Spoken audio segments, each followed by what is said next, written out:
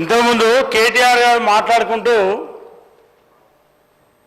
రైతులకు సంబంధించినటువంటి రుణమాఫీ గురించి వారు ఛాలెంజ్ చేశారు.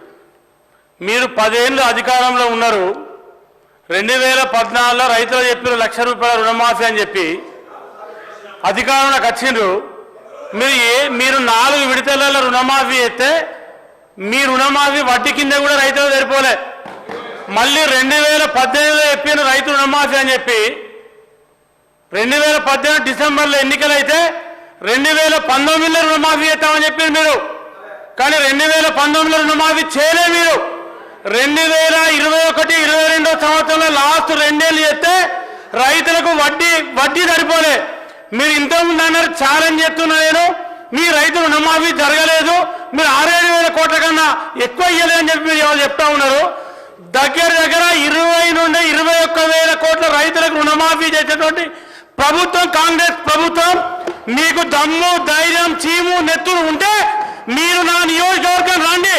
70% మంది రైతుల రుణమాఫీ జరగకపోతే నేను రాజీనామా చేస్తా, నువ్వు రాజీనామా చేస్తావా? కేటీఆర్ నువ్వు చెప్పు.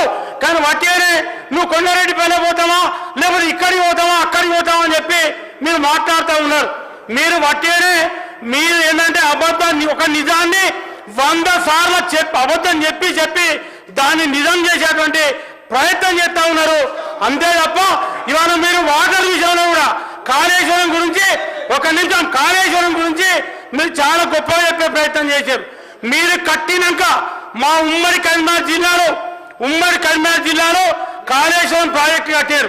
మేడిగడ్డ కానీ అన్నారం కానీ సున్నీలో కానీ మీరు కట్టినటువంటి ప్రాజెక్టు 3 ఏళ్ళు తిరగకుండా ముచ్చటగా కూలిపోయినాయి. అంటే మీరు ఏ రకంగా మీరు మీ ప్రభుత్వం అవినీతి పాల్పడదో ఇంతకంటే ఎక్కువ నిదర్శనం అవసరం లేదు. మా జిల్లాలో కట్టినటువంటి ప్రాజెక్టులు ఉన్నాయి. ఆనాడు కాంగ్రెస్ ప్రభుత్వం ఎస్ఆర్ఎస్టీ ప్రాజెక్టు కానీ, ఎల్లంపల్లి సీపా ప్రాజెక్టు కానీ, లోయర్ మానే డ్యాం కానీ ఇవన్నీ కూడా ఆనాడు మీ అప్పర్ మానే డ్యాం కానీ ఇవన్నీ కాంగ్రెస్ ప్రభుత్వం హయాంలో జరిగినటువంటి ప్రాజెక్టులు. కనీసం మేము కట్టినటువంటి ప్రాజెక్టు కడెం ప్రాజెక్టు కానీ వరద వస్తే ప్రాజెక్టు మీదికెళ్ళి గేట్ల మీదికెళ్ళి నీళ్లు పోయినాయి. కానీ ఎక్కడ కూడా చెక్కు చేరలే ప్రాజెక్టులు. ఇవాళ గేట్ల మీదకి నీళ్లు పోరు కాదు, నీళ్లు వరద రాకముందే మీరు కట్టిన ప్రాజెక్టులు కూలిపోయినాయి. మీరు గొప్పగా చెప్తా ఉన్నారు కాళేశ్వరం. మీరు కాళేశ్వరం ప్రాజెక్టు ఒక్క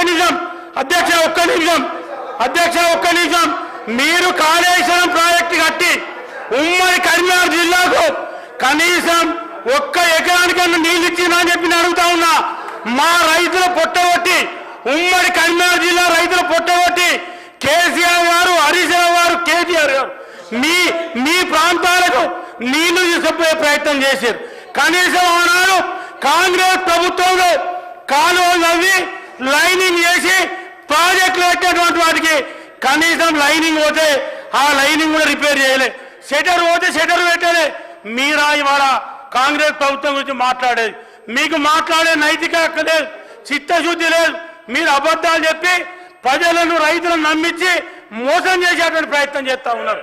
ఇలా రైతుల రుణమాఫీ జరిగితే కూడా రుణమాఫీ జరగలేదని చెప్పేటువంటి ప్రయత్నం చేస్తూ ఉన్నారు. రైతులకు బోనస్ ఇస్తే బోనస్ ఇయ్యలేదని చెప్పేటువంటి ప్రయత్నం చేస్తూ ఉన్నారు.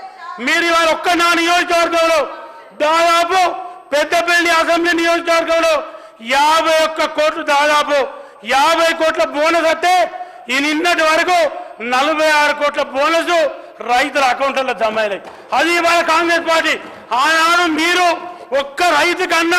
రైతు బోనస్ ఇస్తామని చెప్పి రైతు కన్నా 1 క్వింటల్ వడ్ల కన్నా మీరు బోనస్ ఇచ్చిందా అని చెప్పి నేను అడుగుతా ఉన్నా.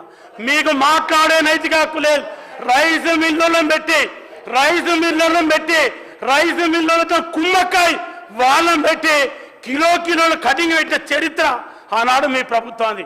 మీరు మాట్లాడే నైతిక హక్కు లేదు, మీకు మాట్లాడటానికి కనీసం కూడా అర్హత లేదు. మీరు రైతుల గురించి మాట్లాడే అర్హత లేదు.